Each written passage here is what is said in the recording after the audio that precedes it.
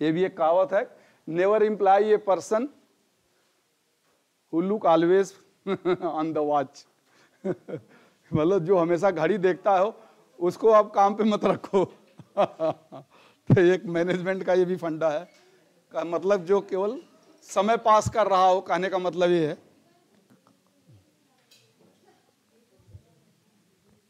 चलिए,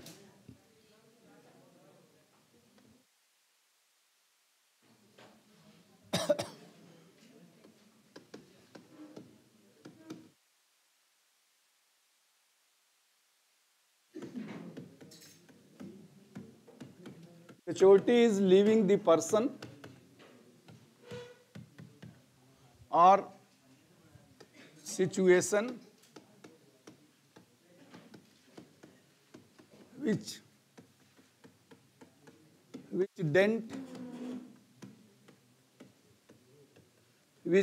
your peace of mind,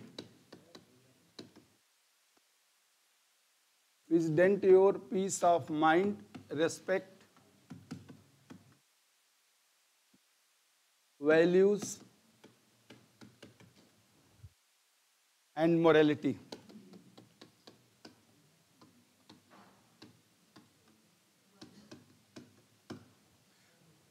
Maturity is leaving the person or situation which dent your peace of mind, respect, values and morality.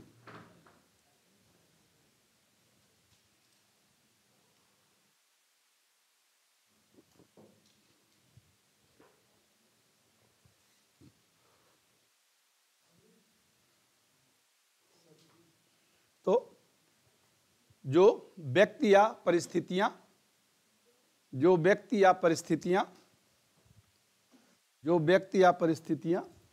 स्वयं के सम्मान, मन की शांति, जो व्यक्ति या परिस्थितियां स्वयं के सम्मान, मन की शांति, मानवीय मूल्यों, स्वयं के सम्मान, मन की शांति, मानवीय मूल्यों तथा नैतिकता को चोट पहुंचाए उसे छोड़ने में ही समझदारी है।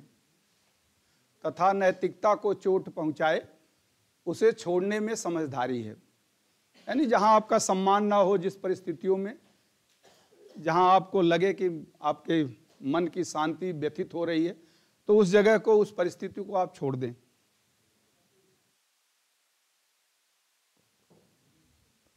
चलिए, आज हम यूनिट 10 शुरू करेंगे।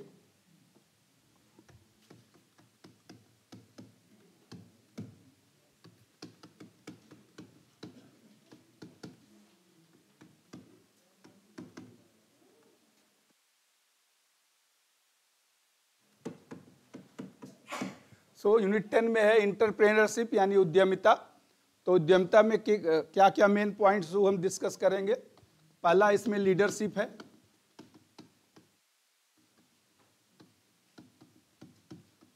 तो लीडरशिप में टाइप,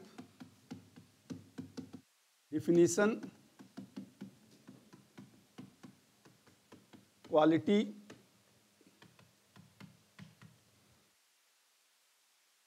कैरेक्टरिस्टिक्स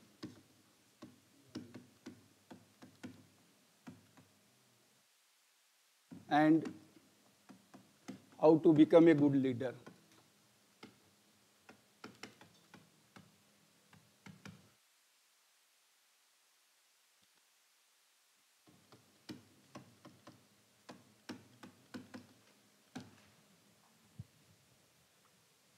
तो लीडरशिप में कुछ ये पॉइंट्स। नेतृत्व, लीडरशिप मतलब नेतृत्व क्षमता। तो किस प्रकार, परिभाषा, गुणवत्ता, विशेषताएं, प्रकार, परिभाषा, गुणवत्ता, विशेषताएं, और एक अच्छा अधिनायक किस प्रकार बने। एक अच्छा अधिनायक किस प्रकार बने। प्रकार, परिभाषा, गुणवत्ता, विशेषताएं और एक अच्छा अधिनायक किस प्रकार बने। अच्छा अधिनायक किस प्रकार बने, ये कुछ पॉइंट्स हम डिस्कस करेंगे इसमें। दूसरा है स्ट्रेस मैनेजमेंट,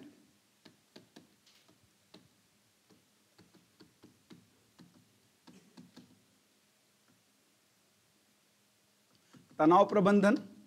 तनाव प्रबंधन में इसका डिफिनीशन क्या है, डिफिनीशन टेंशन प्रोवाइडर। तनाव प्रबंधन डिफिनीशन टेंशन प्रोवाइडर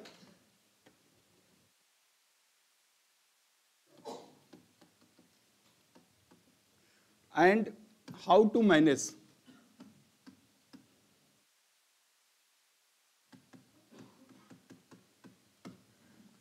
तो तनाव प्रबंधन में परिभाषा क्या है, कहां कहां से तनाव मिलता है,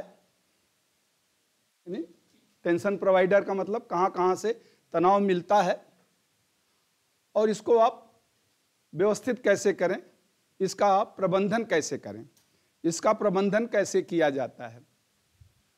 तो तनाव में परिभाषा, कहां कहां से तनाव मिलता है और इसका प्रबंधन कैसे किया जाता है, इसका प्रबंधन कैसे किया जाता है। एंटरप्रेन्योरशिप,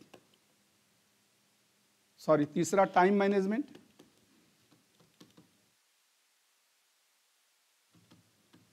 टाइम मैनेजमेंट में definition definition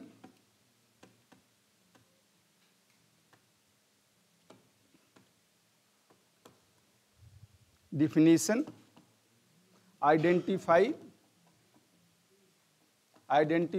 time Wester,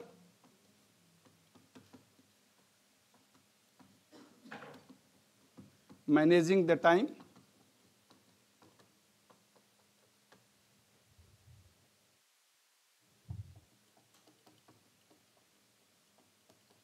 and time management for teacher.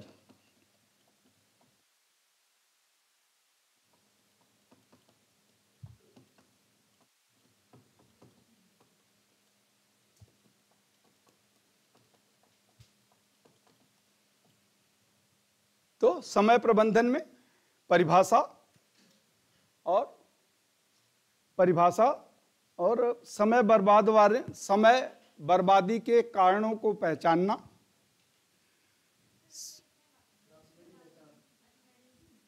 Managing the time and time management for teacher.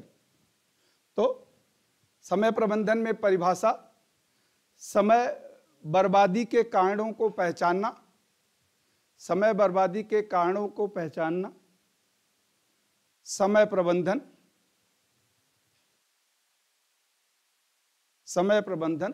तथा शिक्षक के लिए समय प्रबंधन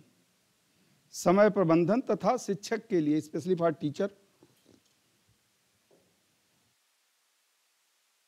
इसके बाद entrepreneurship,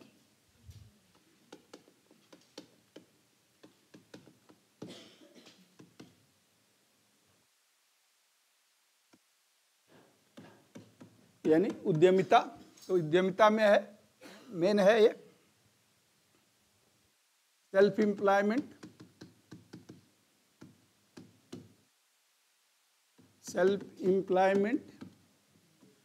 characteristics,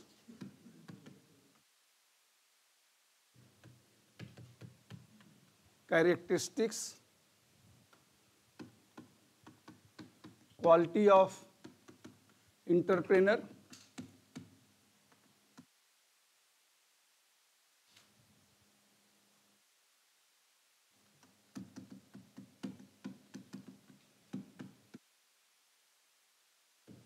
quality of entrepreneur and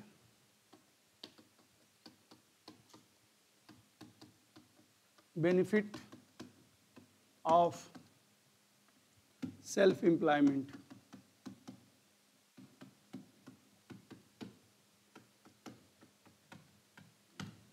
और भी इसमें है, वो हम डिस्कस करेंगे उस समय जब आएंगे। तो सेल्फ एम्प्लॉयमेंट, स्वरोजगार,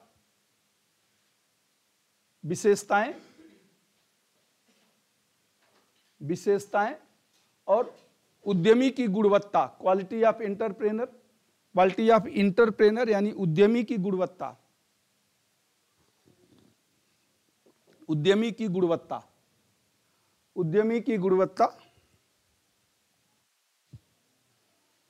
और स्वरोजगार के लाभ, स्वरोजगार के क्या लाभ होंगे वो हम देखेंगे। हो गया। How to give proper interview,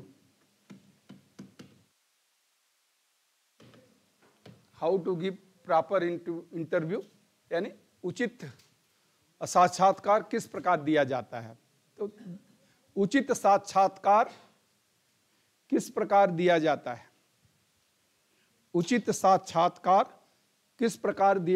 है, कंडक्टिंग,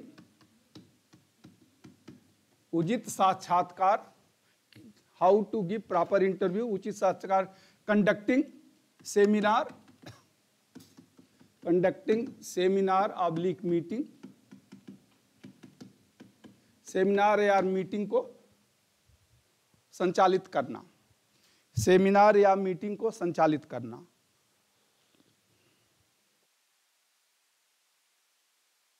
सेमिनार या मीटिंग को संचालित करना,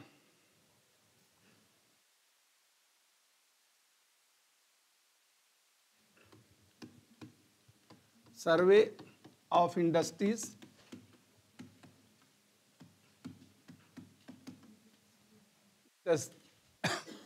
उद्योगों का सर्वेक्षण,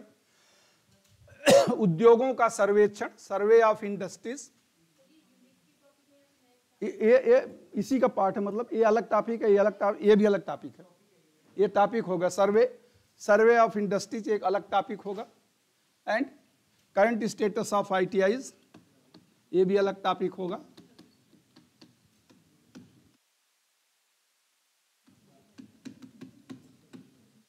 ITI की वर्तमान स्थिति, तो ITI में कैसे कोर्सेज चलते हैं क्या, ये तो आपको पता ही है, हमने फर्स्ट चैप्टर में भी डिस्कस किया था, तो इसमें ज़्यादा हम डिस्कस नहीं यहाँ करेंगे। तो करंट स्टेटस ऑफ ITI की वर्तमान स्थिति,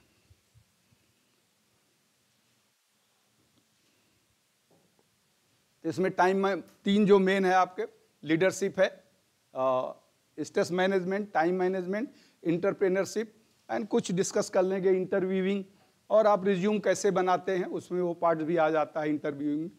तो वो सब कंडक्टिंग द सेमिनार या मीटिंग के क्या पॉइंट्स होते हैं वो डिस्कस करेंगे। तो चलिए अब हम आज शुरू करते हैं। पहला हमारा पॉइंट है लीडरशिप।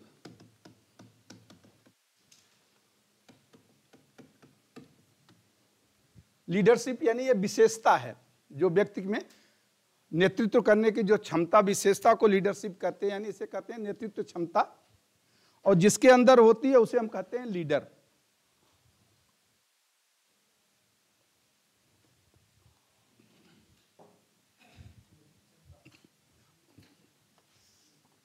तो leader comes from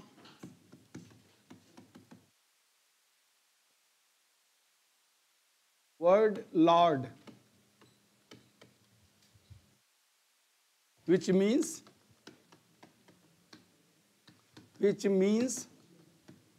in old NORS, old Norse का मतलब जो आजकल नॉर्वे है, उसे old Norway, the position or which means in old Norway the position or direction of ship in sea,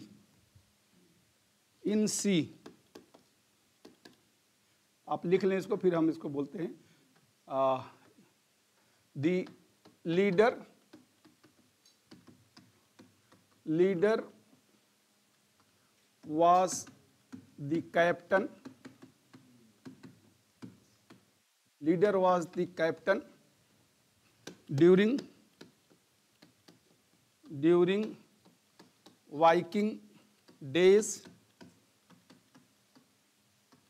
as well as navigator,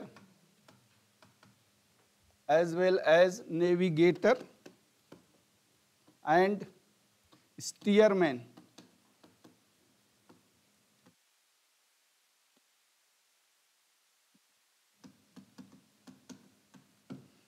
just एक पृष्ठभूमि ये है और कुछ नहीं, इसमें ऐसा कुछ नहीं है. The leader comes from word lord, which means in old Norway the position or direction of ship in the सी.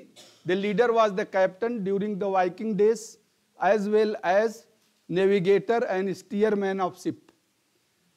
हो गया?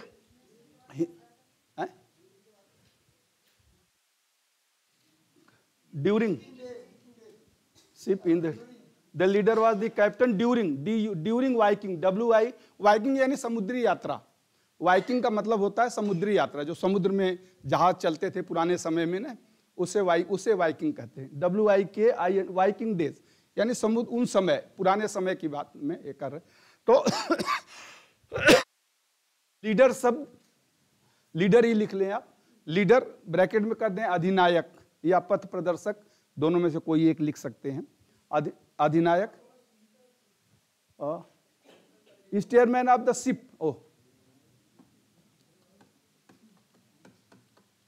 शिप तो भीड़ हो जाएगी. स्टीयरमैन ऑफ द शिप. हाँ, SHIP, सॉरी. तो ये आप लिख लें कि लीडर शब्द, लीडर ब्रैकेट में अधिनायक शब्द लॉर्ड से आया है. लॉर्ड से आया है,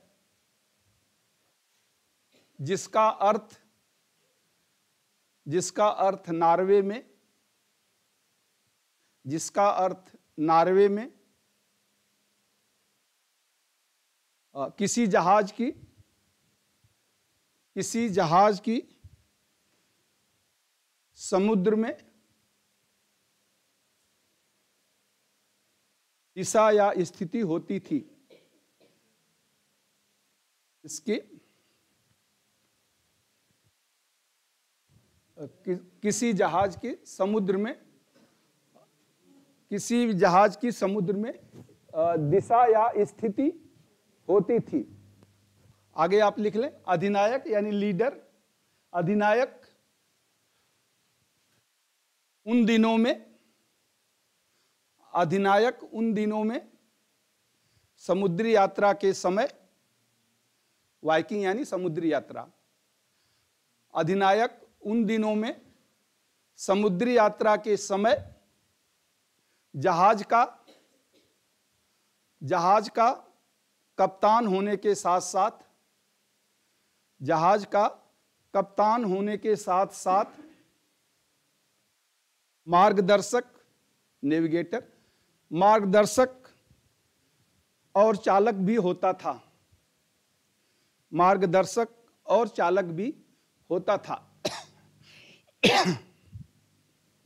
ठीक है. तो पुराने समय में जब जहाज चलते थे तो जो भी कैप्टन है वो जहाज को चलाता था, भी दिशा भी देता था, और एक तरह से वो उसका कप्तान भी होता था. सब कुछ है. अब आजकल तो नेविगेटर्स अलग होते हैं, प्रोवाइडर्स अलग होते हैं कम्युनिकेशन के लिए. मतलब 15-20 की पूरी टीम होती है. आपने देखा होगा कोई भी समुद्री जहाज जब चलता है तो उसमें 15-20 की टीम होती है. तो सबका अलग अलग रोल उसमें होता है, और कैप्टन एक होता है जो सबको गाइड करता है. तो चलें अब हम आते हैं डिफिनीशन ऑफ लीडरशिप.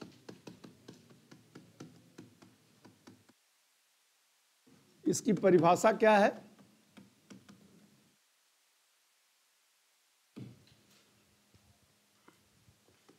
इसकी परिभाषा 1-2 लिख लें. The trait, personality, behaviour, trait, personality, behaviour working ability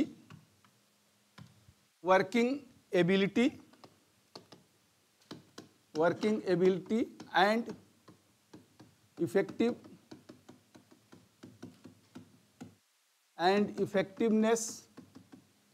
of a person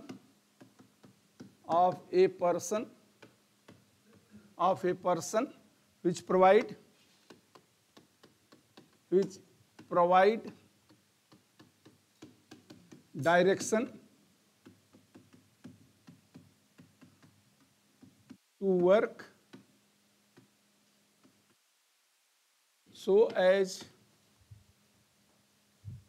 provide direction to work so as to achieve objective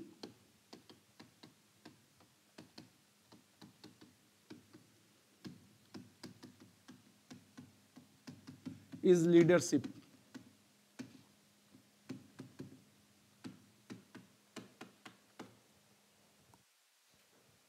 The trait, personality, behavior, working ability and effectiveness of a person which provide direction to the work so as to achieve objective is leadership. Hindi में आप लिख लें, किसी व्यक्ति की विशेषता,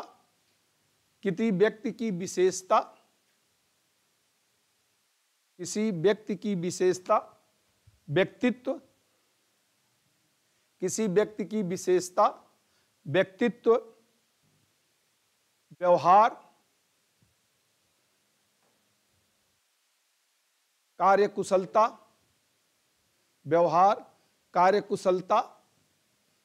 और प्रभावशीलता जो कार्य को एक दिशा प्रदान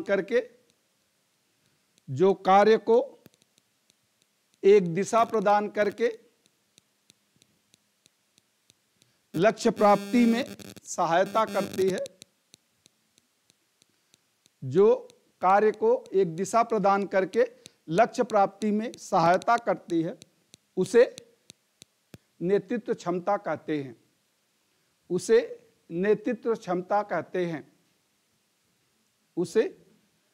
नेतृत्व जो लक्ष्य प्राप्त करने में सहायता करती है, उसे नेतृत्व क्षमता कहते हैं। दूसरा डिफिनेशन लिख लीजिए, the ability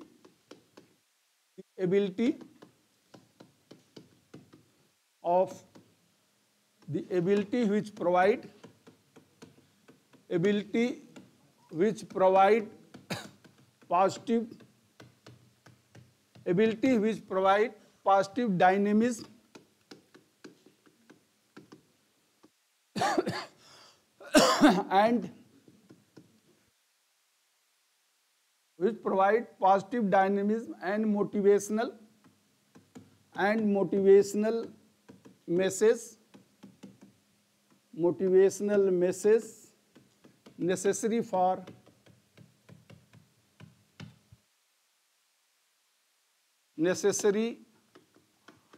for organizational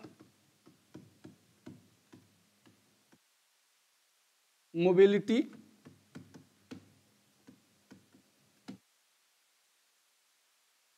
is leadership.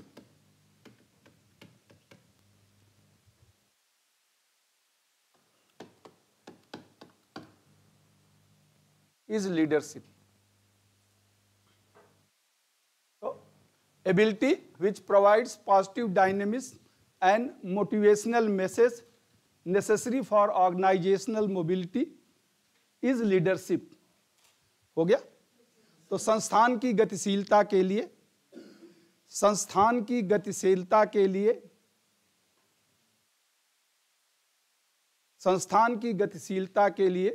किसी व्यक्ति की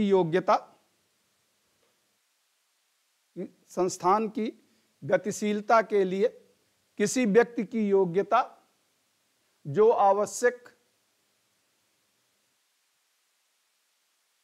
आवश्यक सकारात्मक प्रभावशीलता, जो आवश्यक सकारात्मक प्रभावशीलता वह प्रेरणा के संदेश प्रदान करती है, वह प्रेरणा के संदेश प्रदान करती है, उसे नेतृत्व क्षमता कहते हैं, उसे नेतृत्व क्षमता कहते हैं।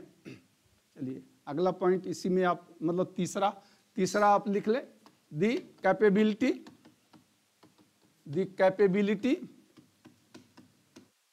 To generate capability to influence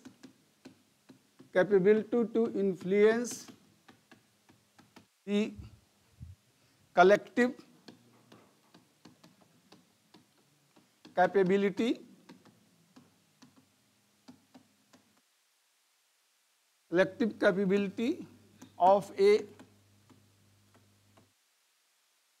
capability of a group of person is leadership.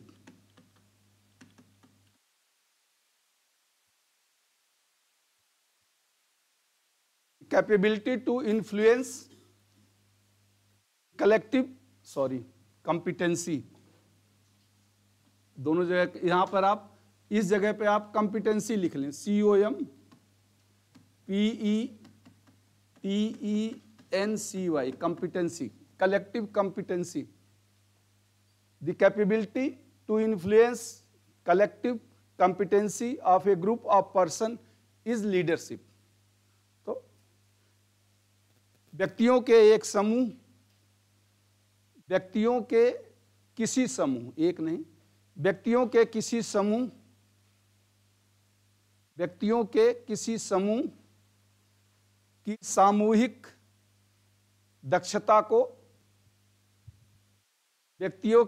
समूह की सामूहिक दक्षता को प्रभावित करने वाली क्षमता को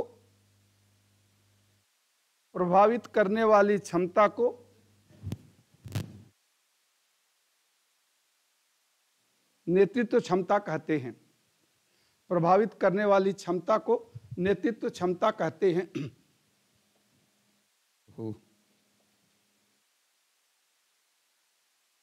चलिए लास्ट पॉइंट सिंपल वाला, the person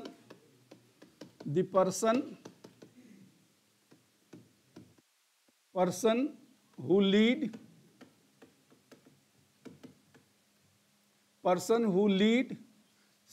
the ability of the person the ability of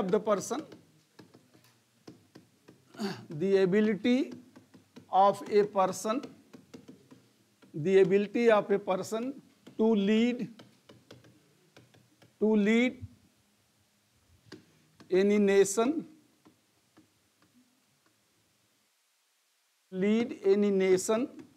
organization,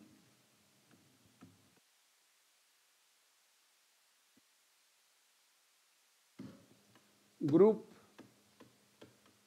or institution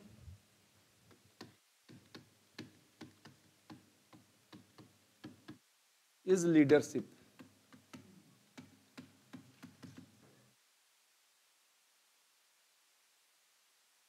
simple definition, सबसे सिंपल डिफिनीशन ये है।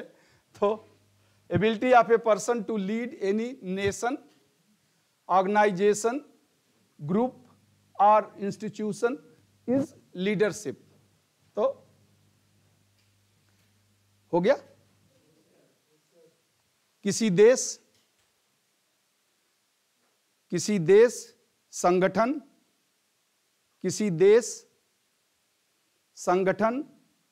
समूह या संस्थान,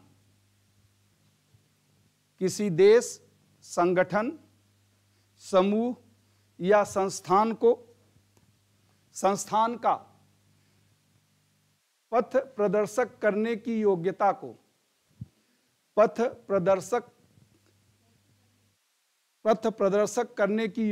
को नेतृत्व क्षमता कहते हैं। तो जो योग्यता है वो लीडरशिप हो जाएगी, और जिस पर्सन में पथ प्रदर्शक करने की क्षमता को शत प्रतिशत करने की योग्यता को नेतृत्व क्षमता कहते हैं। तो जितने भी ये एबिलिटीज हैं, कैपेबिलिटीज हैं, एसेंशियल रिक्वायरमेंट्स हैं, जो भी व्यक्ति की योग्यता है, क्षमता है, ये उसकी लीडरशिप क्वालिटी हो जाती है। लेकिन जिस व्यक्ति के पास है ये, जिस व्यक्ति के पास ये योग्यता है उसे लीडर कहेंगे। जिसके पास योग्यता है उसे लीडर कहेंगे और उस योग्यता को लीडरशिप कहेंगे। देखिए दोनों बिल्कुल कनेक्टेड है एक दूसरे से, कि जिसके पास योग्यता है उसे लीडर कहेंगे और उस योग्यता को लीडरशिप कहेंगे। तो लीडर और लीडरशिप एक दूसरे से कनेक्टेड वर्ड्स हैं।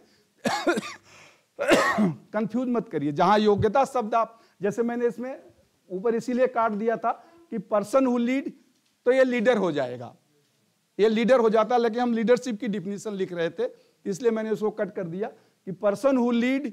अब यहां आप लिखते the person who lead the nation organisation group is the leader हो जाता हो, कि ये व्यक्ति जो लीड करता है, तो ये व्यक्ति जो देश को, संस्थान को, समूह को या संगठन को पथ दिखाता है, तो वो पथ प्रदर्शक या लीडर या अधिनायक।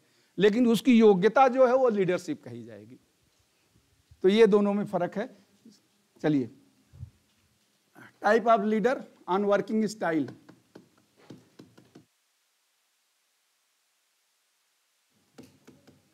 Type of leader on working style.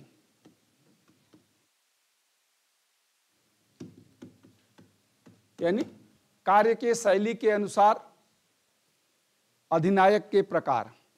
Type of leader on working style, कार्य की शैली के अनुसार अधिनायक के प्रकार। कार्य की शैली के अनुसार अधिनायक के प्रकार।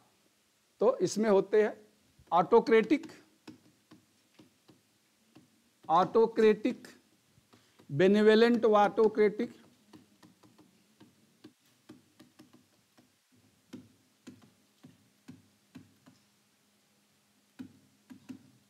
बेनेवोलेंट, ऑटोक्रेटिक, कंसल्टेटिव,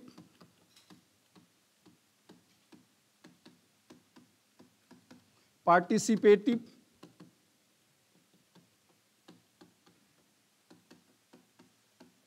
डेमोक्रेटिव,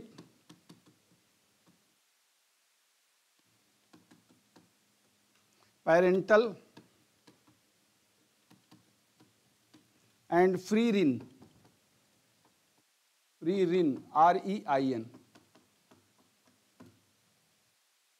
तो इतने तरह के शैली के अनुसार होते हैं। Autocratic, benevolent, autocratic, consultative, participative, democratic, parent यानी पेरेंटल कर दें इसे, parental and free rein. Free rein तो इसकी हिंदी फ्री रिन पहले लिख लीजिए। तो ऑटोक्रेटिक हो गया, लिख लिया? अच्छा लिख लो, लिख लो, लिख लो। पार्टिसिपेटिव, एक तरीका इसका याद करने का बहुत सही है। ABC और D, ABCD 4 हो गए, उसके बाद PPF हाँ, तो ABCD PPF याद रहेगा तो आपको आ जाएगा ये। तो ऑटोक्रेटिक का मतलब निरंकुश, निरंकुश।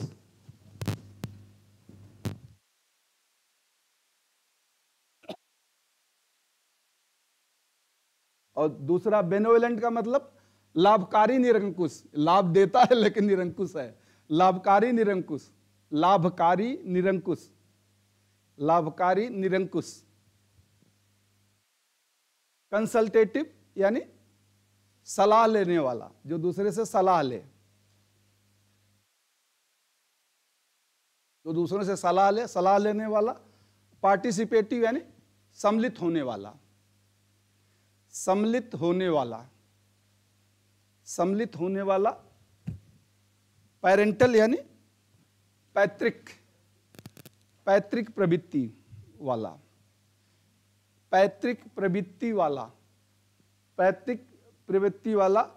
स्वतंत्र शासक, फ्री रिन का मतलब होता है स्वतंत्र शासक, फ्री रिन स्वतंत्र शासक, स्वतंत्र शासक। ठीक है, ABCD, हाँ अच्छा, डेमोक्रेटिक भूल, डेमोक्रेटिक मतलब लोकतांत्रिक, सॉरी, डेमोक्रेटिक लोकतांत्रिक, डेमोक्रेटिक लोकतांत्रिक, डेमोक्रेटिक लोकतांत्रिक, ठीक है। तो इसमें अब लिखने की जरूरत नहीं है, जैसा नाम बताता वैसे ही है, मतलब ऑटोक्रेटिक यानी निरंकुश, खुद वो डिसीजन लेगा और सबको इन्फॉर्म कर देगा और everyone has to follow it. वही निरंकुश का मतलब ही हो गया। ऑटोक्रेटिक का मतलब कि जो मैंने कह दिया वो सबको करना है, आप किसी की सजेशन की जरूरत नहीं है, कुछ सलाह की जरूरत नहीं है, पूछना नहीं है, जो ऑर्डर ऊपर से आ गया। तो कभी कभी हम कहते हैं कि जो फौज का होता है वो ऑटोक्रेटिक होता है, ठीक है, जो एक तानाशाही टाइप होते हैं तो उन्हें हम कहते हैं ऑटोक्रेटिक।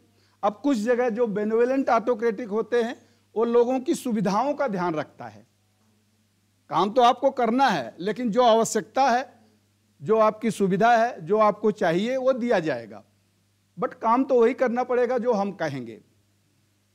और पहला वाला वो बस काम करना है, सुविधा से कोई मतलब नहीं है, काम करना है। और दूसरा लेकिन सुविधा की तरफ थोड़ा ध्यान देता है। तीसरा हम कहते हैं कंसल्टेटिव, यानी सलाह लेगा सबसे, करेगा अपनी, सलाह सबसे लेगा लेकिन फाइनल डिसीजन उसी का होगा। तो सलाह सबसे लेगा लेकिन करेगा अपनी, सबसे कंसल्ट करेगा, ज्यादा से ज्यादा लोगों से पूछेगा क्या होना चाहिए, फिर वो अपना खुद का, लेकिन डिसीजन मेकिंग प्रोसेस में किसी को सम्मिलित नहीं करेगा। डिसीजन मेकिंग प्रोसेस उसका होगा लेकिन ज्यादातर लोगों से वो सलाह ले लेता है। इसका उल्टा होता है पार्टिसिपेटिव, वो सबको सम्मिलित कर, वो खुद जो है डिसीजन मेकिंग प्रोसेस में सम्मिलित हो जाता है। मतलब सब लोग बैठ के एक साथ विचार विमर्श करो और डिसीजन लो। तो इसमें जो एम्प्लॉइज भी होते हैं उनका भी से होता है, उनकी भी सुनी जाती है कि ठीक है कैसे होगा, क्या करना है, क्या अच्छा है, क्या बुरा है। तो इसमें सबकी सुनी जाती है कि भाई, और फिर फाइनली जो डिसीजन लिया जाता है सबके सहमति से लिया जाता है।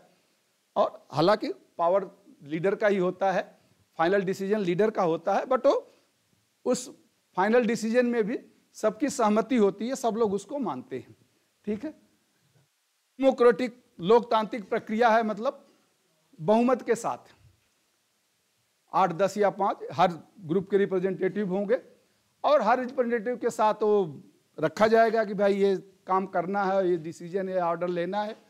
तो सहमति के साथ साथ बहुमत, जहां बहुमत होगा, जो बहुमत होगा वही आदेश पास किया जाएगा और वही किया जाएगा जो लोकतांत्रिक प्रक्रिया हमारी है। आप लोग जानते ही, उसमें कोई दिक्कत नहीं है। पेरेंटल यानी जो एम्प्लॉइज के या अपने सबऑर्डिनेट्स के सभी तरह की सुविधाओं का ध्यान रखे, एक एज ए गार्जियन की तरह जो बिहेव करे, ऐसा लीडर कि हर सुविधा को, उनके फैमिली के बारे में भी सोचे कि कोई बीमार तो नहीं है, कुछ है नहीं, पूछ ले कि क्या है आपके घर में, कोई प्रॉब्लम तो नहीं है। तो ऐसे तरह को पेरेंटल लीडर कहते हैं। फ्री रिन का मतलब स्वतंत्र, छोड़ दिया, तुम डिसीजन लो, तुम करो, तुम जानो, मेरे से कोई मतलब नहीं है। फ्री रिन का मतलब स्वतंत्र, so you have to take the decision, you have to work, काम करो, जितना समय लेना है ले लो, बट ये काम होना चाहिए। कैसे करना है, किसको बुलाना है, क्या करना है, तो वो तुम जानो, सब कुछ तुम्हारे ऊपर है। अब तुम्हारे सहारे वतन साथियों, तो तुम्हारे सहारे है, अब जो कुछ करना है आप करो, मुझे डिस्टर्ब मत करो, don't disturb me.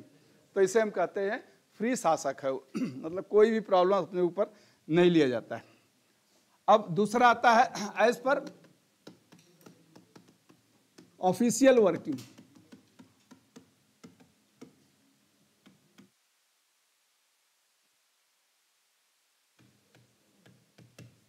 Official working style यानी जो ऑफिस में, संगठन में या किसी ऑर्गेनाइजेशन में, संस्थान में जो लीडर काम करते हैं, तो जो ऑफिस की वर्किंग होती है उनके अनुसार उन्हें कार्य करना पड़ता है। तो इसके अंदर अलग अलग तरह के, तो ऑफिशियल यानी संगठन के कार्य के अनुसार, संगठन की कार्यशैली के अनुसार, संगठन या संस्थान आप लिख लें कि जो आप काम होता है, तो उसके अनुसार कितने तरह के लीडर्स होते हैं। इसमें पहला ये ब्यूरोक्रेटिक,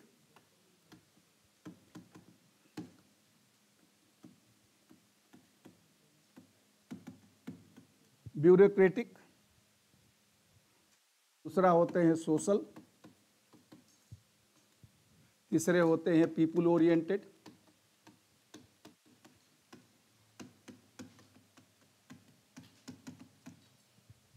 ट्रांजैक्शनल,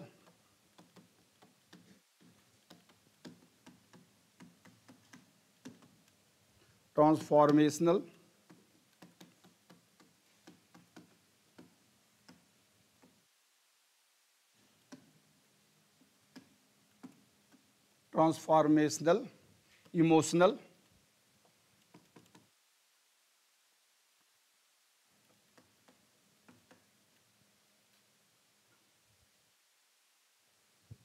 इमोशनल, करिश्मेटिक,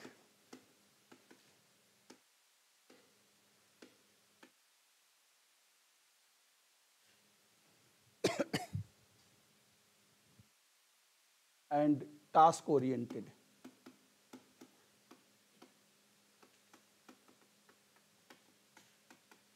तो ये ऑफिस में जो लोग जो काम करते हैं, जो ऑफिस के लीडर या हेड होते हैं, उनके अंदर ये क्वालिटी अक्सर आई जाती है, बट उनका एक नेचर भी होता है, लीडर का अपना एक नेचर होता है। तो bureaucratic, social, people oriented, transactional, transformational, emotional, charismatic और टास्क ओरिएंटेड। ठीक है, इसकी आप हिंदी लिख लें। ब्यूरोक्रेटिक यानी नौकरशाही जिसे आप कहते हैं, प्रशासनिक, हाँ नौकरशाही या अफसरशाही या प्रशासनिक, जो भी आप कह लें, प्रशासनिक अधिनायक, नौकरशाही। सोशल यानी सामाजिक, पीपुल ओरिएंटेड यानी व्यक्तियों का ध्यान रखने वाला, पीपुल ओरिएंटेड व्यक्तियों का ध्यान रखने वाला।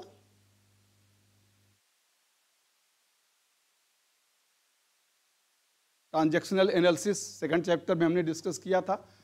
तो क्या था ट्रांजैक्शनल का हिंदी? तो लेन देन। ट्रांजैक्शन का मतलब है कि कुछ देना और कुछ लेना, लेन देन, लेन देन करने वाला अधिनायक, लेन देन करने वाला अधिनायक, लेन देन करने वाला अधिनायक। ट्रांसफॉर्मेशनल, ट्रांसफॉर्म यानी कुछ परिवर्तन करे, परिवर्तनकारी, परिवर्तन, कुछ परिवर्तन करे, परिवर्तनकारी। हाँ, ट्रांसफॉर्मेशनल परिवर्तनकारी, परिवर्तनकारी, ट्रांसफॉर्मेशनल परिवर्तनकारी। करिश्मेटिक आकर्षक, ओह सॉरी, इमोशनल आवेशी, भावनात्मक, भावनात्मक या आवेश युक्त या भावनात्मक, भावनात्मक। करिश्मेटिक आकर्षक, आकर्षक या टास्क ओरिएंटेड कार्य प्रेरित, टास्क ओरिएंटेड कार्य प्रेरित, टास्क ओरिएंटेड कार्य प्रेरित। तो जैसा नाम है वैसा काम है यहाँ, ज़्यादा इसमें। तो ब्यूरोक्रेटिक जो है एज पर रूल्स एंड रेगुलेशन काम करते हैं, जो भी संस्थान के, जो भी ऑर्गेनाइजेशंस के या जो भी डिपार्टमेंट्स के रूल्स हैं, जो नियम है, जो कानून है, जो बनाया गया है। अगर कोई पूछने भी जाता है कुछ तो यही कहेंगे कि नियम है या बुक लाओ। जैसे गवर्नमेंट में, सेंट्रल गवर्नमेंट में स्वामी की बुक है, कोई फाइनेंस की प्रॉब्लम है या डायरेक्टर्स के रूप में भी कोई डिस्कशन होता है, अगर डिस्कशन में कोई प्रॉब्लम आई तो बोले स्वामी की बुक लाओ और देखो क्या कहता है। किसी को छुट्टी देना है, किसी को एलटीसी पे भेजना है, किसी का पेमेंट काटना है, किसी को मेडिकल में कितना इंसेंटिव्स मिलेगा और क्या क्या फैसिलिटीज होंगी, वो सब रूल है। बोले हम कुछ नहीं, जो रूल कहता है वो ऐसा करो, अकॉर्डिंग टू द रूल।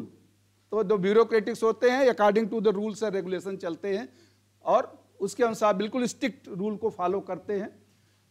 दूसरे होते हैं सामाजिक, यानी सामाजिक परिवेश का ध्यान करते हैं, यानी एक दूसरे से एक सामाजिक संबंध बनाने की कोशिश करते हैं कि हम ऑफिस में काम करते हैं but as a human being तो हमारा व्यवहार एक सामाजिक होना चाहिए। पूछते हैं कि आपको कोई प्रॉब्लम है तो किसी को छुट्टी दे देंगे तो ठीक है यार आप आज छुट्टी ले लो, कोई बात नहीं है, कुछ घर में समस्या है तो करो। और दूसरा respect the individuality of the individual, यानी ये व्यक्ति का सम्मान करते हैं।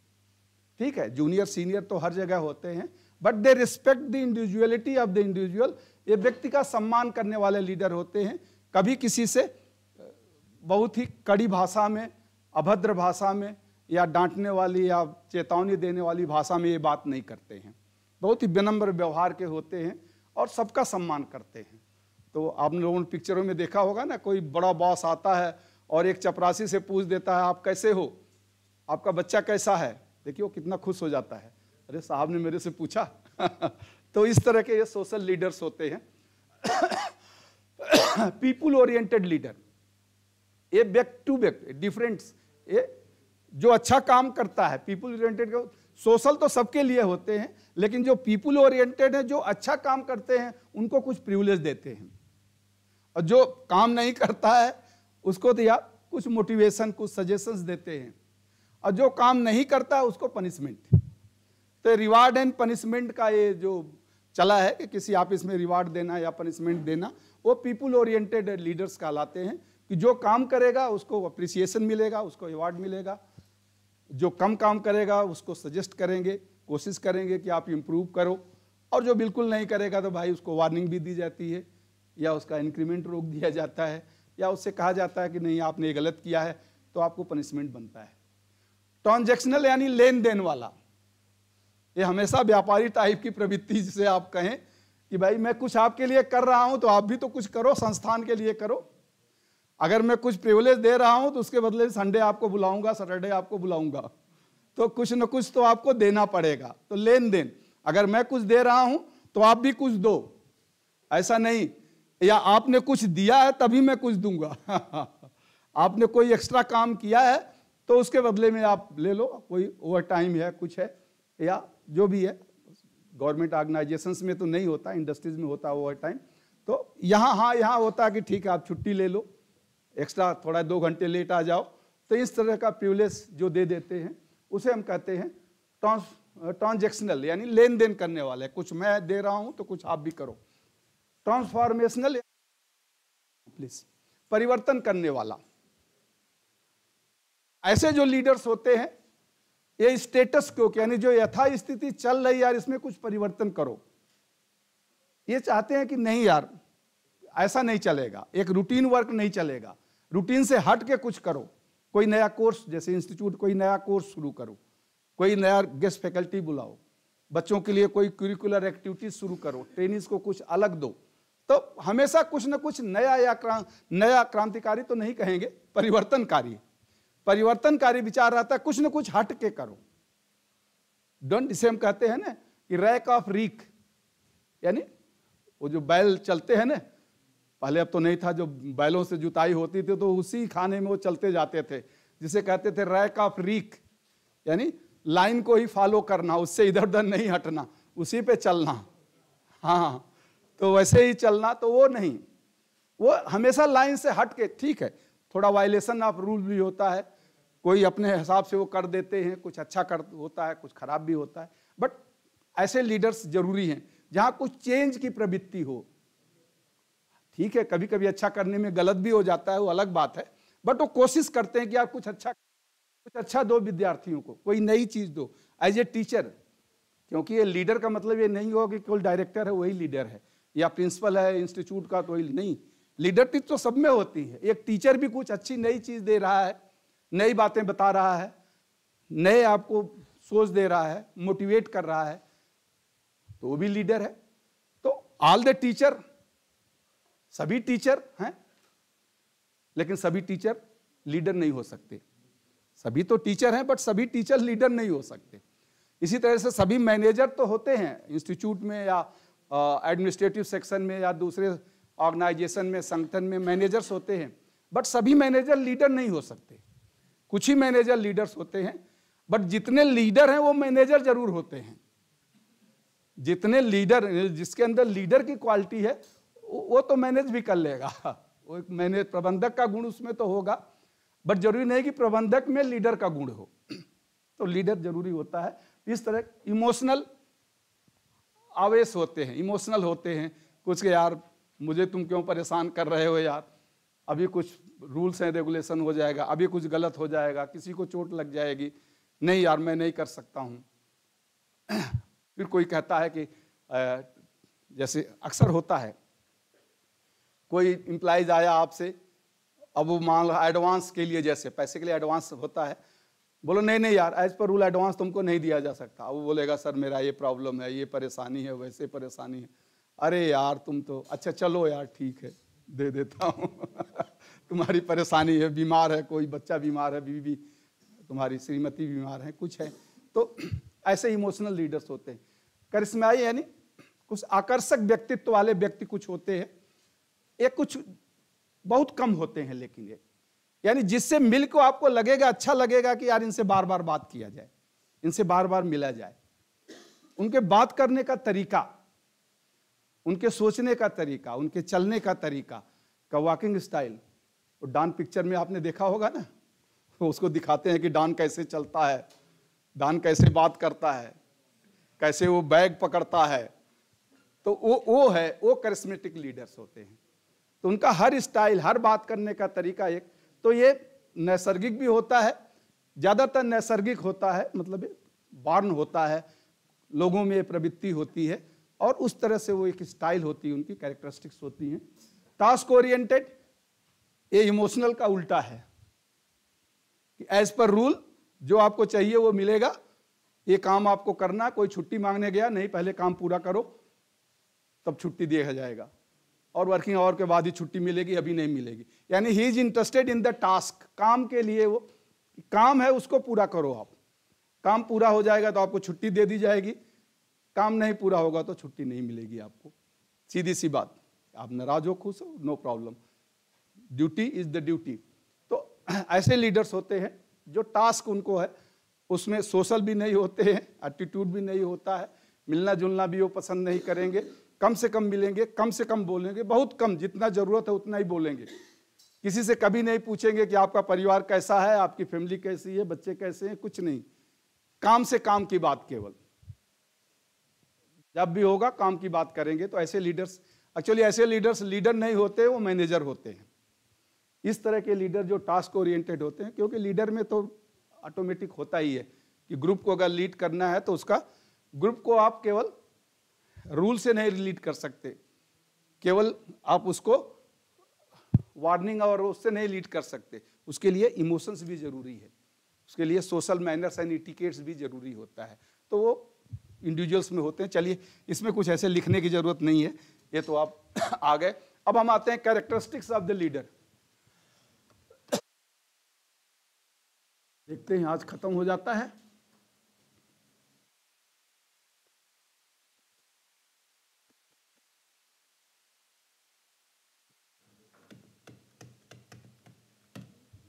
कैरेक्टरिस्टिक्स ऑफ लीडर, और जब विशेषता कहेंगे तो लीडरशिप हो जाएगा। एक विशेषता है तो कैरेक्टरिस्टिक्स ऑफ, जब हम विशेषता में आप बताएंगे, इसमें कुछ विशेषता भी होगी, कुछ व्यक्ति के बारे में होगा, तो जहां विशेषताएं होंगी वो लीडरशिप के, उसे आप नेतृत्व क्षमता कह सकते हैं। तो एबिलिटी, इसमें कुछ पॉइंट आप लिख लें। Ability to think positively and constructively,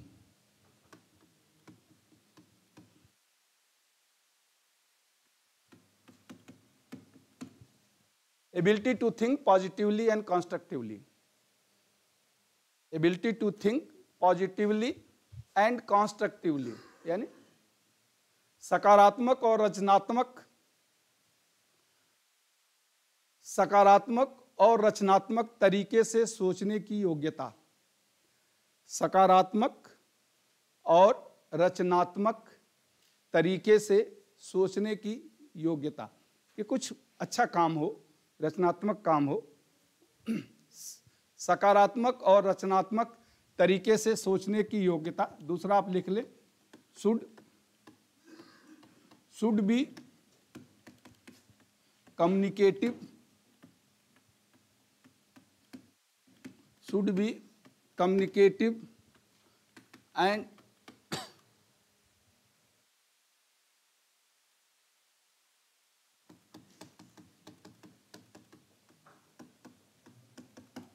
should be communicative and effective, should be communicative and effective, should be communicative and effective. तो कम्युनिकेटिव यानी संप्रेषण करने वाला, संवाद अच्छी तरह कर सके। तो संप्रेषण और प्रभावी संप्रेषण और प्रभावशीलता अवश्य होनी चाहिए। प्रभावी संप्रेषण और प्रभावशीलता अवश्य होनी चाहिए। प्रभावी संप्रेषण और प्रभावशीलता अवश्य होनी चाहिए। तीसरा आप लिख लें, should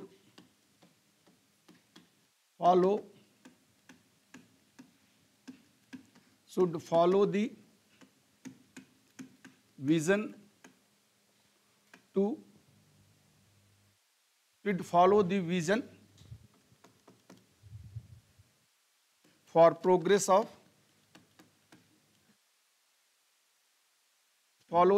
for progress of self and institute।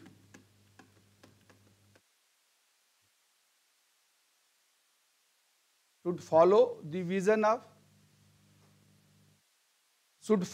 the vision for the progress of self and institute, यानी स्वयं और संस्थान की प्रगति के लिए, स्वयं और संस्थान की प्रगति के लिए दूरदृष्टि का अनुसरण करें। स्वयं और अनुष्ठान की प्रगति के लिए दूरदृष्टि का अनुसरण करें, यानी कल क्या परिवर्तन होने वाला उसके बारे में आज ही सोचे, तो दूरदृष्टि का अनुसरण करें।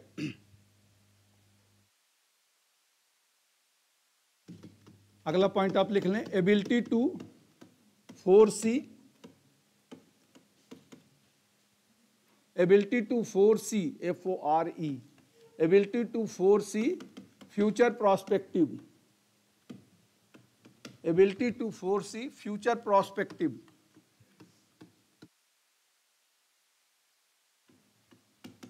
फोर यानी पहले, सी देख लेना, पहले से देख लेना।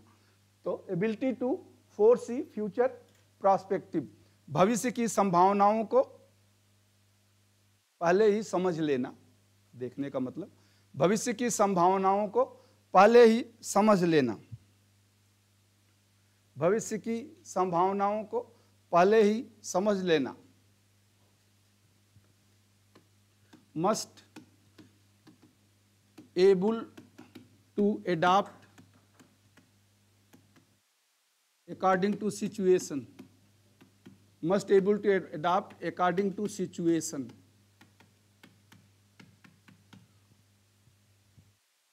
ये विशेषता होना चाहिए लीडर में, must able to adopt according to situation. According ACC O और D, अच्छा छूट गया, अकॉर्डिंग ACCORDING, अकॉर्डिंग सिचुएशन, परिस्थितियों के अनुसार ढालने की योग्यता हो, परिस्थितियों के अनुसार ढालने की योग्यता हो, जैसी परिस्थितियों के अनुसार। Must able to adopt, AP है, must able to adopt according to the situation, must able to adopt according to the capability,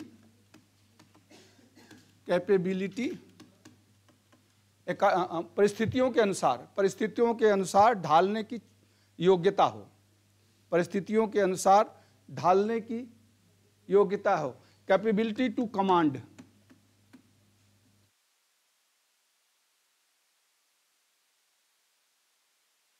capability to command यानी मार्गदर्शन करने की क्षमता। कैपेबिलिटी टू कमांड ये बहुत जरूरी है, मतलब केवल रूल्स और रेगुलेशन से नहीं, अपने व्यक्तित्व से कमांड करने की क्षमता हो। तो कैपेबिलिटी टू कमांड यानी मार्गदर्शन करने की क्षमता हो, मार्गदर्शन करने की क्षमता हो। Must have personality,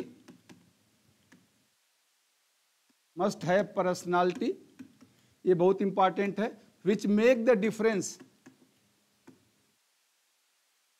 which make the difference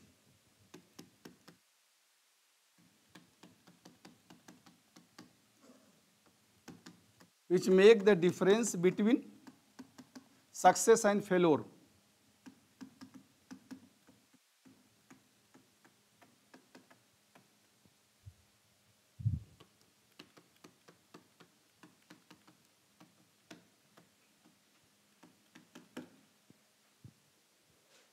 Must have personality which make the difference between success and failure. कुछ लोग ऐसे होते हैं हर संस्थान में कि जो हर परिस्थिति में कहते हैं कि नहीं, कुछ न कुछ तो रिजल्ट निकलेगा, कुछ न कुछ तो होगा। तो ऐसे होते हैं, मतलब ऐसा व्यक्तित्व हो जो सफलता और असफलता में अंतर उत्पन्न करे। ऐसा व्यक्तित्व हो जो सफलता और असफलता में अंतर उत्पन्न करे। तो ऐसे लोग हो जो कि ये हम कर सकते हैं, आगे बढ़ सकते हैं। जैसे देखिए रामायण में जब समुद्र किनारे सब लोग बैठे थे, दुखी थे, यार समुद्र के पास कैसे जाएंगे, तो उस समय अंगद कह रहे थे कि 1 महीने का समय बीत गया यार, इधर पता भी नहीं लगा, और वहां जाएंगे तो उन्होंने कहा है कि अगर बिना सूचना लिए आए तो सबको खत्म कर देंगे, तो यहाँ भी मर रहे हम, वहां भी मरेंगे, तो इससे अच्छा यहीं मर जाओ। तो फिर जामवंत ने कहा कि हनुमान जी आप क्यों शांत बैठे हो भाई, कौन सो काज कठिन जग माही, जो नहीं हो तो तात तुम पाही। तो कौन सा ऐसा कार्य जो तुम नहीं कर सकते हो।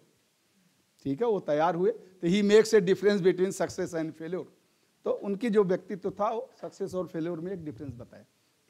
चलिए, तो लीडर ऐसा हो कि जो कठिन परिस्थितियों में कुछ अच्छा सुझाव दे, अच्छा कार्य करने को सोचे, उस समय उसका टेम्पर कूल रहे, तो ये जरूरी होता है।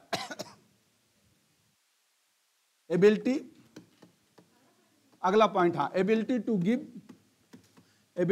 Give proper direction. Ability to give proper direction, उचित दिशा निर्देश देने की योग्यता। Ability to give proper direction, ability to give proper direction, उचित दिशा निर्देश देने की योग्यता। Think about, always think about self, अगला point, always think about self development.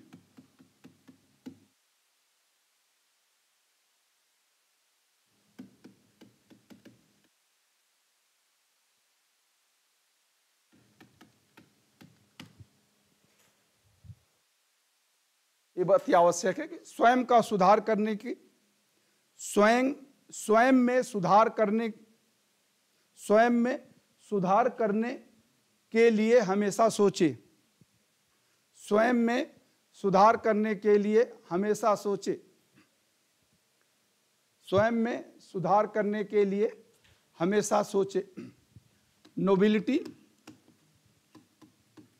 Nobility should be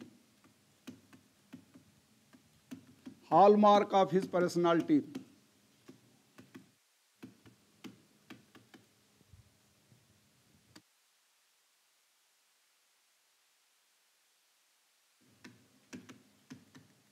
Nobility should be hallmark of his personality.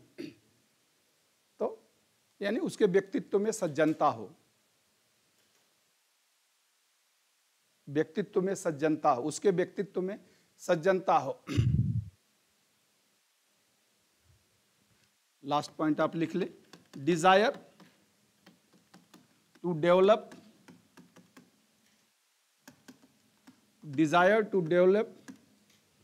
N effective leader. Desire to develop an effective leader.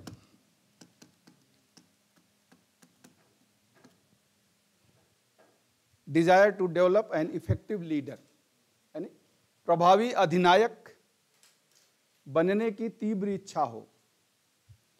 प्रभावी अधिनायक बनने की तीव्र इच्छा हो।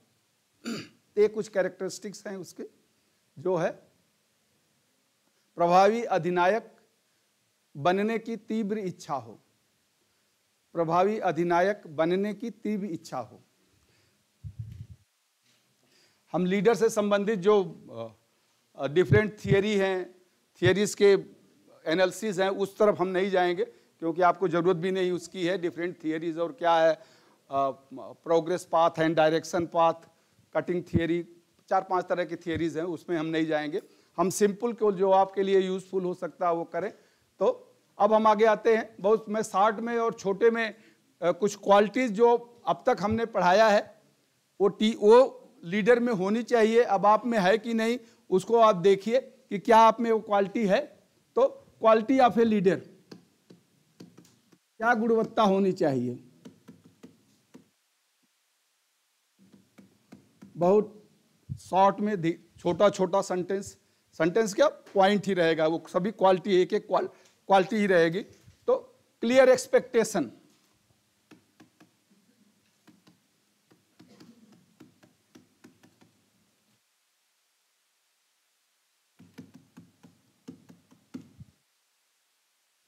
स्पष्ट आशावादी। Clear expectation है कि मुझे क्या मिलेगा, कहां से क्या मिलेगा। तो स्पष्ट आशावादी, clear expectation, clear expectation, clear communication,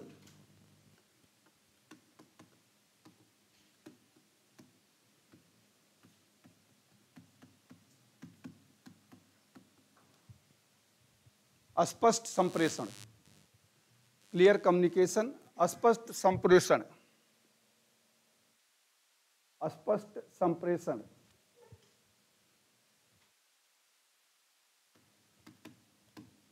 capability to convince. ये सबसे कठिन काम है, दूसरों को समझाना, दूसरों को सहमत करना।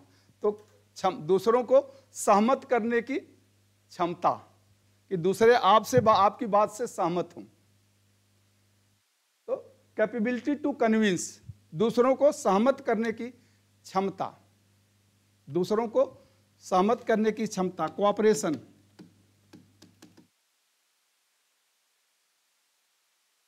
सहयोग की भावना। कोऑपरेशन यानी सहयोग की भावना हो। आप अच्छे शब्द भी बोल दें वो भी सहयोग होता है। जरूरी नहीं कि आप पैसे से या कुछ करके दे, अच्छे शब्द बोल दे। ये हम कहते हैं ना कि अच्छा सोचिए। अच्छा अगर कर नहीं सकते तो कम से कम अच्छा सोच तो सकते हो कि कुछ अच्छा हो जाए। वो भी एक अच्छी बात है कि कुछ अच्छा हो जाए। आगे हमने जो लिया था उसको भी आप ability to influence, ability to influence the subordinate,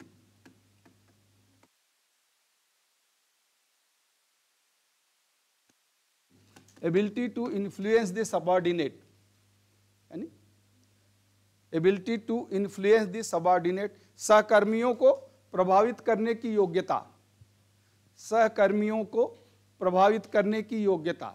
सहकर्मी आपसे प्रभावित हों, सहकर्मियों को प्रभावित करने की योग्यता, सहकर्मियों को प्रभावित करने की योग्यता आप में होनी चाहिए। टेम्परामेंट,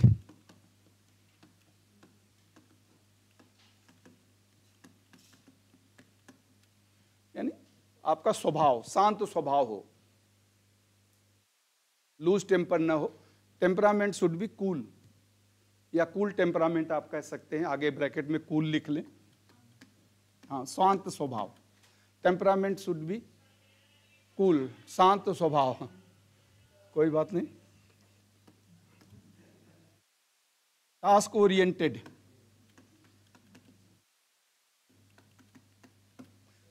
टास्क ये व्यक्ति के लिए है, वो लीडरशिप नहीं है, ये व्यक्ति के लिए है। वो कार्य पर केंद्रित हो।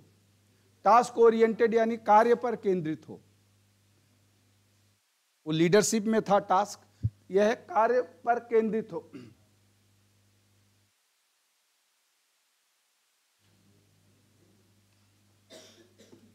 सेल्फ अवेयरनेस,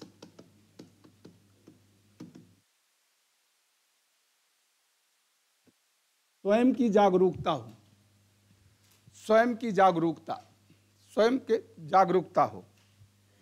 स्किल, दक्षता हो कार्य की, skill and knowledge, skill and knowledge. Responsibility,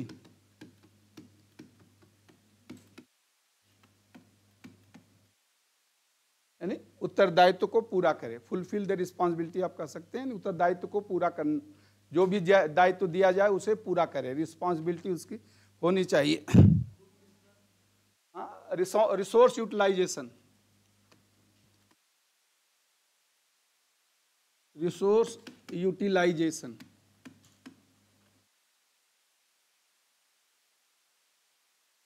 resource utilization, तो जो भी उसे यानी संसाधनों का उचित उपयोग, संसाधनों का उचित उपयोग करने की क्षमता, संसाधनों का उचित उपयोग करने की क्षमता।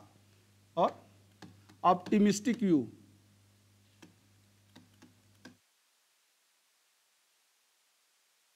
ऑप्टिमिस्टिक व्यू, हाँ आप कुछ बोल रहे थे। हाँ गुड लिसनर, बिल्कुल सही, वो भी हो सकता है। चलिए लिख लीजिए गुड लिसनर, गुड लिसनर।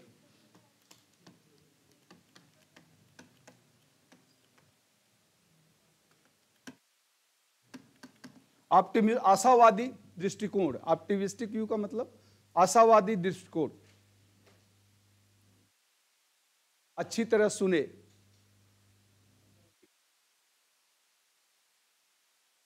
हाँ ऑप्टिमिस्टिक व्यू, गुड लिसनर, अच्छी तरह सुने। Ability to understand,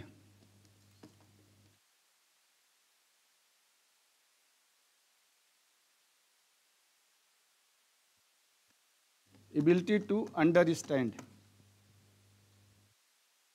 ability to understand, तो समझदारी, समझने की योग्यता, यानी दूसरों को समझ सके, दूसरा क्या कह रहा है, दूसरे की समस्या क्या है, समझने की योग्यता। तो ये कुछ क्वालिटीज हैं जो होना चाहिए एक लीडर के अंदर।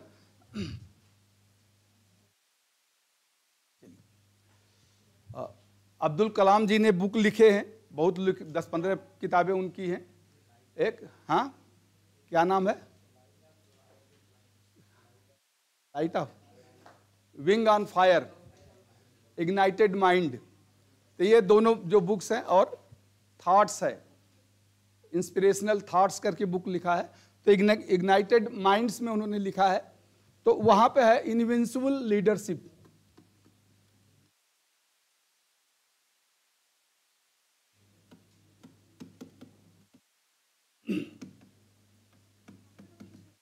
हाँ अगला अगला ये हो गया, इनविंसिबल लीडरशिप, इनविंसिबल लीडरशिप, अपराजित नेतृत्व क्षमता या अजेय नेतृत्व क्षमता। इनविंसिबल, इनविंसिबल लीडरशिप, अपराजित नेतृत्व क्षमता, ये हेडिंग है। हाँ, अपराजित नेतृत्व क्षमता। किसी ने पढ़ा है इसमें क्या है? नहीं पढ़ा है सीधा ही नहीं पढ़ा, चलो प्लेन सही बात है, जब पढ़ा ही नहीं तो। उन्होंने कहा है कि इंडिया डेवलप्ड कैसे होगा, उन्होंने एक वो दिया कि इंडिया डेवलप्ड कैसे होगा, किस रूट से होगा इंडिया डेवलप। तो इंडिया डेवलप उन्होंने एक तरीका बताया कि developed India,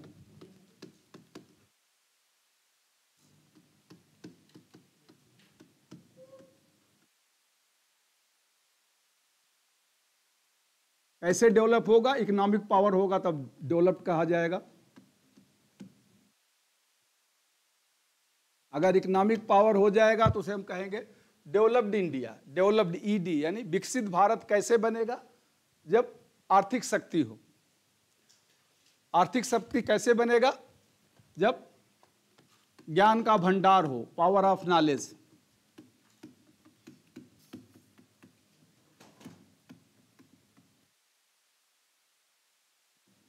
power of knowledge,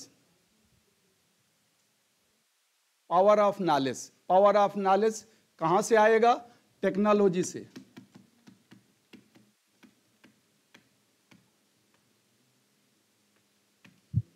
technology, तकनीकी से, उच्च तकनीकी जहाँ भी हो उसका उपयोग करने से ही पावर ऑफ नॉलेज आता है।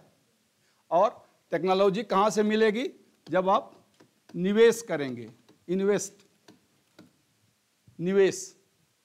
इन्वेस्ट का मतलब जब आप निवेश करेंगे तब होगा। इन्वेस्ट जब आप करेंगे तो वो होगा। और इन्वेस्ट करने के लिए रिसोर्सेज चाहिए, संसाधन चाहिए। रिसोर्सेज होगा तो productivity,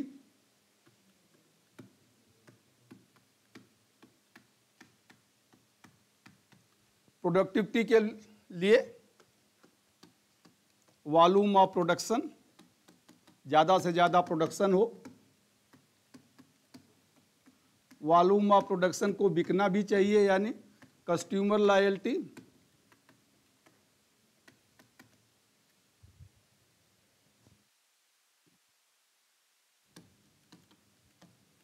customer loyalty depends on quality of product,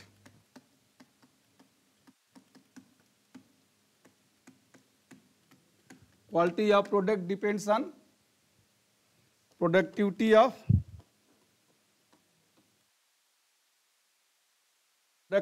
of employees,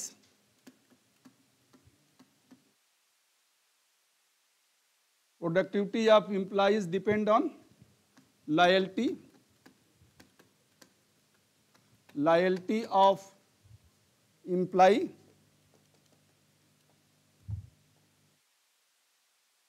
loyalty depends on satisfaction of employees,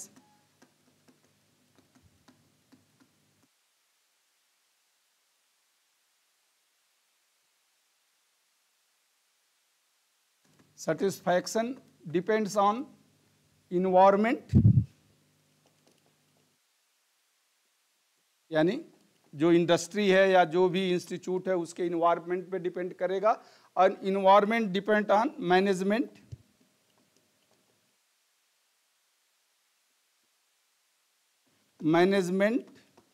stewardship,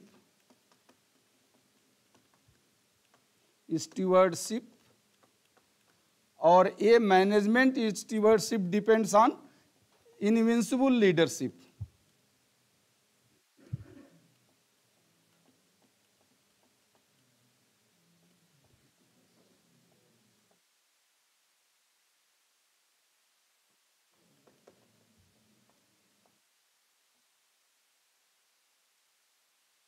विकसित भारत अल्टीमेटली इनविंसिबल लीडरशिप से ही बनेगा।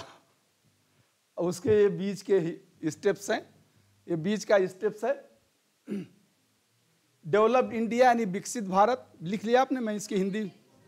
अच्छा हैं। लास्ट में इनविंसिबल लीडरशिप, जो ऊपर लिखा है इनविंसिबल लीडरशिप वही लास्ट में है। इनविंसिबल लीडरशिप तो ये उनका विजन था कि कैसे डेवलप्ड भारत बनेगा। अच्छा, बहुत अच्छा विजन है ये।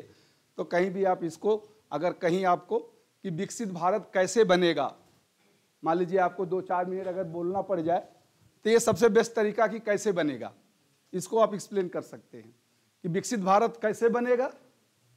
इकोनॉमिक पावर, जब हम आर्थिक शक्ति बने। इकोनॉमिक पावर यानी आर्थिक शक्ति, और आर्थिक शक्ति के लिए हमें ज्ञान शक्ति जरूरी है, और ज्ञान शक्ति के लिए तकनीक चाहिए, तकनीकी के लिए इन्वेस्ट करना, रिसोर्सेज यानी संसाधन होना चाहिए, और उत्पादकता जरूरी है। और उत्पादकता ज़्यादा से ज़्यादा बढ़े, वॉल्यूम ऑफ प्रोडक्शन यानी ज़्यादा से ज़्यादा हम उत्पाद करें। अब उत्पाद को खरीदने वाला भी चाहिए, तो कस्टमर लॉयल्टी, कस्टमर यानी ग्राहक की निष्ठा डिपेंड करेगी क्वालिटी ऑफ प्रोडक्शन। उच्च गुणवत्ता का अगर उत्पाद बनाएंगे तो ग्राहक खरीदेगा। उच्च गुणवत्ता का उत्पाद आप कैसे बनाएंगे, कौन बनाएगा? प्रोडक्टिविटी ऑफ दी एम्प्लॉइज, जो वहां कार्य करने वाले हैं उनकी उत्पादकता अच्छी हो। उनकी उत्पादकता कैसे अच्छी होगी? लॉयल्टी और सेटिस्फैक्शन, कि वो निष्ठावान हो, और वो अपने कार्य से संतुष्ट हों। कार्य की संतुष्टि कैसे मिलती है? वातावरण से, जो परिवेश है। और परिवेश कौन बनाता है? मैनेजमेंट स्टीवर्डशिप, यानी प्रबंधन क्षमता, जो प्रबंधक हैं उनकी प्रबंधन क्षमता। और उस प्रबंधन में कुछ अजेय लीडर हैं तो ही बना पाएंगे। तो ये अजेय इनविंसिबल लीडरशिप इसे कहते हैं कि इनविंसिबल जो अजेय लीडरशिप है वो विकसित भारत को बना सकते हैं। ये चलिए, उनका ख्याल था, अच्छा था। तो ये उनकी बुक में है, उससे मैंने लिया था, ये बुक्स में था। ठीक है, तो इसमें उन्होंने कहा था कि कैसे इनविंसिबल लीडरशिप, ये तो उनका मिटा दूं, हो गया। चलिए, इनविंसिबल लीडरशिप का मतलब क्या है?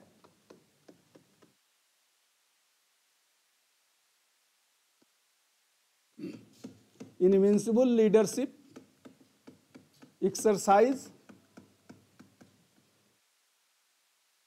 exercise its vision, exercise its vision to change the traditional role,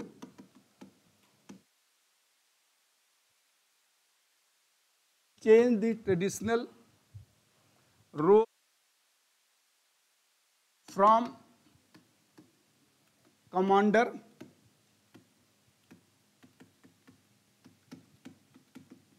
to coach, commander to coach, manager to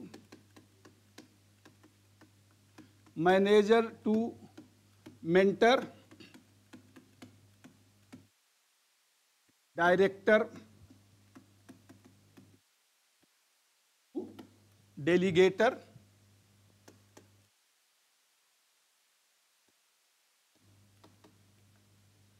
and one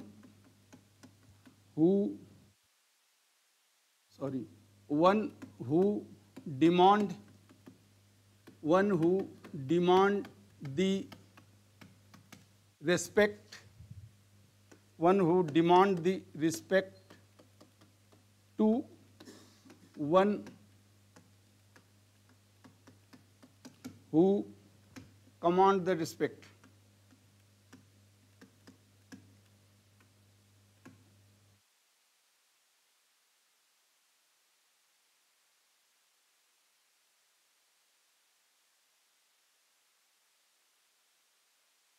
ये मेन है इनविंसिबल लीडरशिप का मतलब।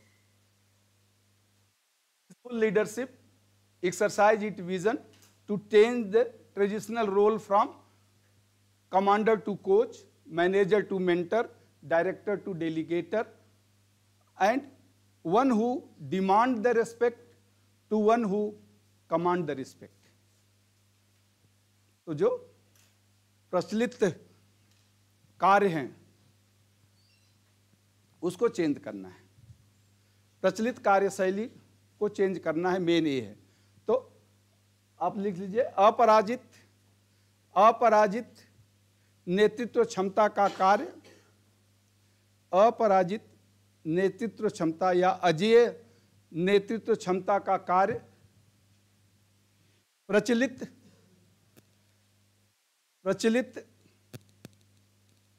कार्य संबंधों को परिवर्तित करना है, प्रचलित कार्य संबंधों को परिवर्तित करना है। जैसे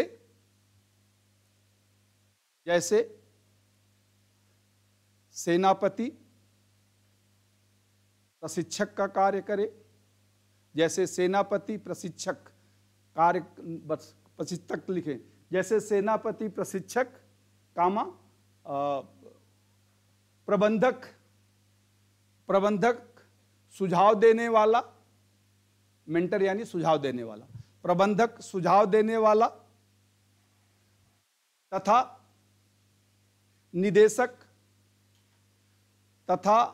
निदेशक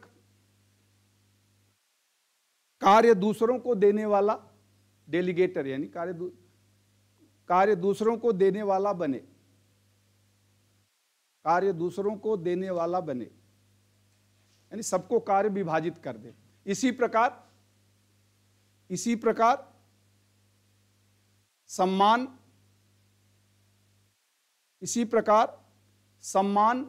मांगने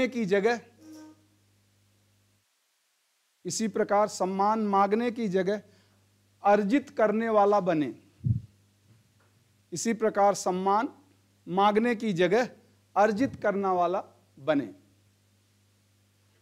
सम्मान मांगने की जगह अर्जित करने वाला बने। तो ये इनविंसिबल लीडरशिप है।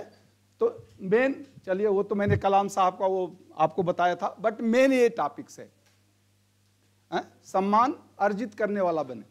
तो ये मेन है कि एक कमांडर कोच की तरह व्यवहार करे, एक मैनेजर मेंटर की तरह बन जाए, डायरेक्टर्स डेलीगेट हो करे, एंड हम अपने कार्य व्यवहार से, पहले बहुत बार डिस्कस कर चुके हैं डिसिप्लिन में भी, कि अपने कार्य व्यवहार से हमें सम्मान मिले, अपने व्यक्तित्व के आधार पर हमें सम्मान मिले।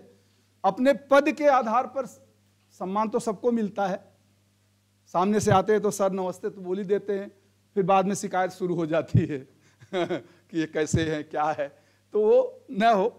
तो इसलिए ये मेन है इनविंसिबल लीडरशिप।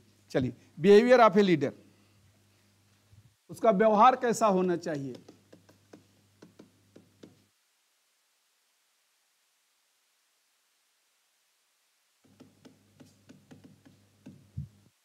खत्म हो जाएगा, आज देखते हैं, कोशिश करते हैं, 2-4 पॉइंट और हैं। चलिए, बिहेवियर ऑफ द लीडर, व्यवहार कैसा होना चाहिए। तो पहला होना चाहिए present example by action.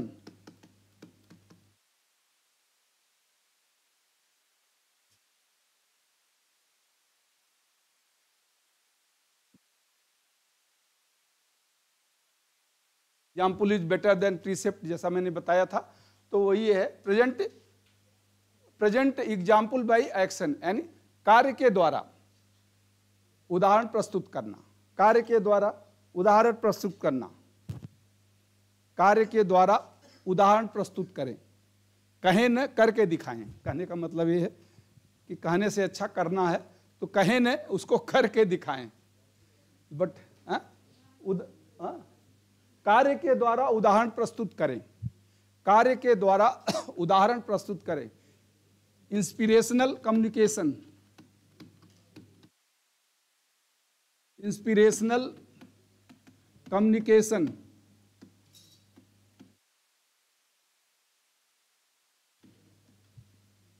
Inspirational communication यानी उत्साहवर्धक संप्रेषण। उत्साहवर्धक संप्रेषण, हमेशा आप किसी को प्रोत्साहित करें, निगेटिव बातें न कहें। उत्साहवर्धक संप्रेषण, जो भी टीचर हैं या जो भी है, अपने विद्यार्थियों से हमेशा उत्साहवर्धक, कि आप कोशिश करोगे तो सफल हो जाओगे। ऐसा नहीं कि पीछे वाला भी तो कौन सी नौकरी मिल गई, आपको कौन सी मिलने वाली है, तो वो न कहें। तो उत्साहवर्धक हमेशा कोशिश करें कि एक उत्साहवर्धक उनको सपोर्ट दें। तीसरा, create and maintain, create and maintain ideal image.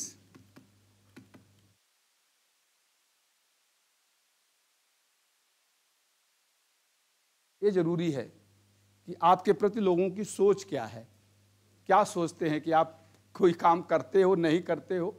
Office में भी अक्सर ऐसा होता है कि जब डायरेक्टर बैठे हो, सब मीटिंग होती है, लोग कहते हैं ना, कह रहे यार ये काम कौन करेगा, तो कोई सजेस्ट करता है यार उसका नाम ले लो, या वो कर देगा। तो डायरेक्टर बोलता अरे छोड़ो यार, वो क्या करेगा, उसको नहीं काम देना है, दूसरे का नाम बताओ। पहले से एक इमेज जो बनी रहती है कि यार वो तो काम करता ही नहीं है। तो वो नहीं होना चाहिए। तो इसीलिए क्रिएट एंड मेंटेन, अक्सर एक गवर्नमेंट में तो होता ही है ये, जो भी गवर्नमेंट ऑफिस में हर जगह होते हैं, 20% ही काम करने वाले होते हैं। तो चलिए, create and maintain the ideal, यानी एक अस्पष्ट छवि बनाना और बनाए रखना। अस्पष्ट छवि बनाना और बनाए रखना। अस्पष्ट छवि बनाना और बनाए, यानी अपने प्रति आसपास छवि बनाए। और अगला पॉइंट आप लिख लें, ट्राई टू कन्विंस एवरीवन। ये तो खैर असंभव है, फिर भी आइडियल कंडीशन में हम लिख सकते हैं सभी लोग आपकी बात से सहमत हों, ऐसा संभव है? बट चलिए आइडियल कंडीशन में कि सभी लोग सहमत हों, सभी लोग आपकी बात से सहमत हो, यानी सभी लोग अधिनायक की बात से सहमत हों, सभी अधिनायक के तथ्य से सहमत हों, सभी अधिनायक के तथ्य से सहमत हों। ऐसा होगा नहीं, बट ठीक है, सभी अधिनायक के तथ्य से। अटमोस्ट, अगला पॉइंट आप लिख लें, अटमोस्ट कमिटमेंट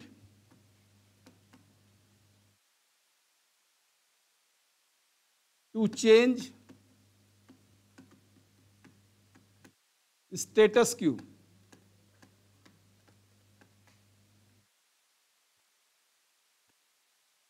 इसको एक जगह यहां लिख देता हूं, स्टेटस क्यू। स्टेटस क्यू का मतलब स्टेटस क्यू, सॉरी QUO होगा, यू नहीं, QUO। स्टेटस क्यू का मतलब यथास्थिति। स्टेटस क्यू का मतलब होता है कि जैसी स्थिति है वैसे ही बनाए रखिए। तो ये है utmost commitment to change status quo, यानी यथास्थिति को परिवर्तित करने का संकल्प। यथास्थिति को परिवर्तित करने का संकल्प, ये भी बहुत गवर्नमेंट ऑर्गेनाइजेशन में टफ होता है, बट ठीक है, कोशिश तो हम कर सकते हैं। यथास्थिति को परिवर्तित करने का संकल्प, यथास्थिति को परिवर्तित करने का संकल्प। जो इंप्लाइज, अब तो खैर चलो अटेंडेंस हो गया, ये बायोमेट्रिक अटेंडेंस हो गया तो ठीक है, नहीं तो मैं जहां था, अब नहीं बताऊंगा कहां था, तो वहां का लोगों का आदत थी, वहां के लोगों की आदत थी कि वो लंच के बाद ही पहुंचते थे ऑफिस। 1 बजे आए और फिर 3 बजे निकलने लगे। तो पूछो भाई क्यों लेट आए? अरे सर तीन बस बदल के आना पड़ता है, 3 बस बदल के आना पड़ता है। तब सोचिए मैं सुबह तो 6 बजे घर से निकलता हूं, तब मैं 1 बजे पहुंच पाता हूं। मतलब वो एहसान कर रहे हैं, 9 बजे का वर्किंग आवर है, 1 बजे पहुंच रहे हैं और फिर एहसान कर रहे हैं। 5:30 बजे का वर्किंग आवर है, वो 4 बजे वो निकल लेते थे। क्यों भाई जल्दी जा रहे हो? सर 3 बस पकड़ना पड़ेगा ना, घर पहुंच ले। और मैं तो 9 बजे रात को घर पहुंचता हूं सर। मतलब वो भी हमारे ऊपर एहसान कर रहे हैं यार, कि 6 बजे घर से चलते हैं, 9 बजे घर पहुंचते हैं, और जो 1 घंटा ऑफिस में रहते हैं वो लंच आवर होता है, वो खाना खाने का समय होता है।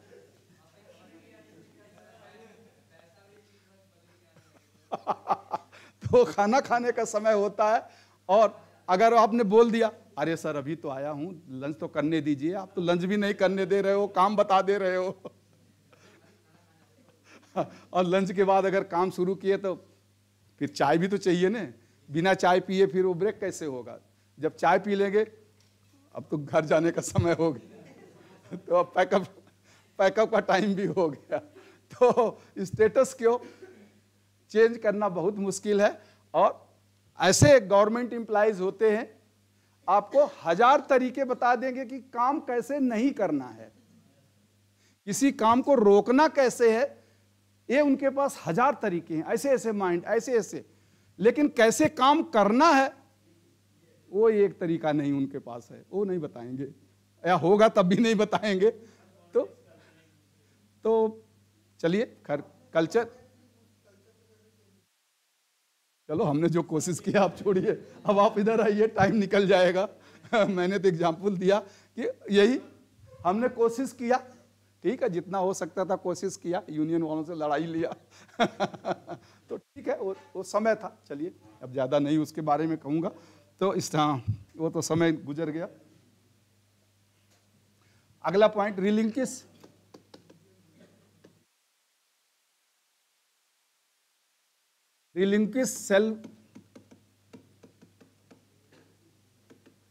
Selfishness but have self interest. ये भी बहुत इंपॉर्टेंट है लीडर के लिए।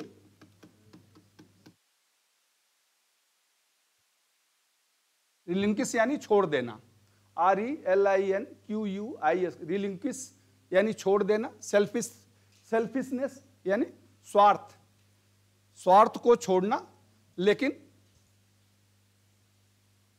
अपना जो रुचि है या अपना जो कार्य है जिसमें अपना लाभ है, ऐसा लिखें, स्वार्थ को छोड़ना लेकिन अपने लाभ का कार्य अवश्य करना।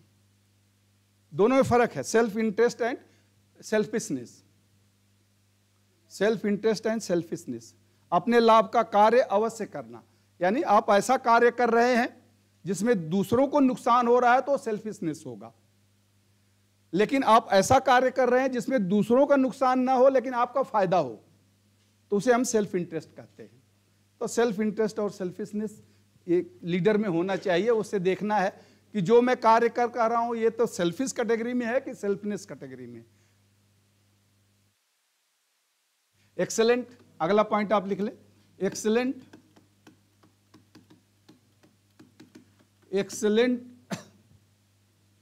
रिप्रेजेंटेशन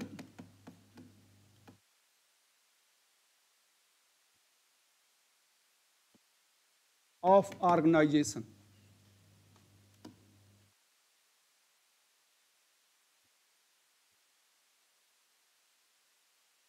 या बाहर निकले तो लोग बोले भाई ये NSTI के स्टूडेंट हैं, तो आप इस संस्थान का एक प्रतिनिधि हैं।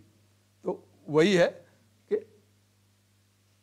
संस्थान का उत्कृष्ट प्रतिनिधित्व या सर्वोत्तम, संस्थान का सर्वोत्तम प्रतिनिधित्व, जहां भी कहीं जाए तो लगे कि हाँ आप उस संस्थान से आए हैं, उस संस्थान के संबंध में आप, संस्थान का सर्वोत्तम प्रतिनिधित्व, सर्वोत्तम प्रतिनिधित्व।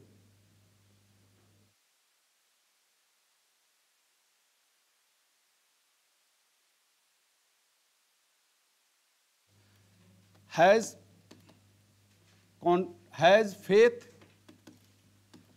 फेथ ऑन सबऑर्डिनेट, ये जरूरी होता है, subordinate, has faith on subordinate यानी सहकर्मियों पर विश्वास रखना, सहकर्मियों पर विश्वास रखना, सहकर्मियों पर विश्वास रखना। एक्टिवेट मोटिव ऑफ अदर्स, दूसरों की आंतरिक प्रेरणा को जगाना। आंतरिक प्रेरणा, मोटिव जो अंदर का भाग है, दूसरों की आंतरिक प्रेरणा को जगाना, दूसरों की आंतरिक प्रेरणा को जगाना, दूसरों की आंतरिक प्रेरणा को जगाना। और last point, selective but clear vision, selective but clear vision. ये बिहेवियर क्या आप में है? अगर आप में है तो you are a good leader, किसमें नहीं है, जिसमें नहीं है वो उसको कोशिश करे।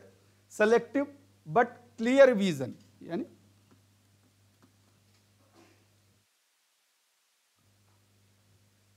इसमें आप लिखें चयनित, लेकिन चयनित यानी कुछ, चयनित के आगे ब्रैकेट में लिख दें कुछ, चयनित ब्रैकेट में कुछ, ब्रैकेट क्लोज, लेकिन अस्पष्ट दूरदृष्टि यानी कुछ पॉइंट पे ही आप अपनी अस्पष्ट दूरदृष्टि, चयनित लेकिन अस्पष्ट दूरदृष्टि, चयनित लेकिन अस्पष्ट दूरदृष्टि। ठीक है, तो ये आपके तो खत्म नहीं हो पाएगा, टाइम हो गया, बट अब कोई है, एक 5 मिनट का समय है आप लोगों के पास, जाना है तो कोई एक आ जाओ। कल मुझे बहुत अच्छा लगा आप लोगों की जो पहले 1-1.5 महीने पहले आपने लेसन प्लान और डिमॉन्स्ट्रेशन प्लान पर जो किया था, कल 2 लोगों ने किया तो काफ़ी इम्प्रूवमेंट लगा, अच्छा है, आपने इसका मतलब कोशिश किया है, आपने सीखा है। तो कोई एक आ जाइए, कोई एक आ जाइए, लेसन प्लान या डिमॉन्स्ट्रेशन प्लान, 5 मिनट का समय, 5-7 मिनट जो भी है, जिसने भी तैयार किया कोई एक आ जाए। हाँ, आप कल आपने किया था ना? अच्छा हाँ, बंद कर दीजिए प्लीज़। हाँ, जो कल नहीं किए हो चलो जल्दी आ जाओ, समय मत वेस्ट करो आप।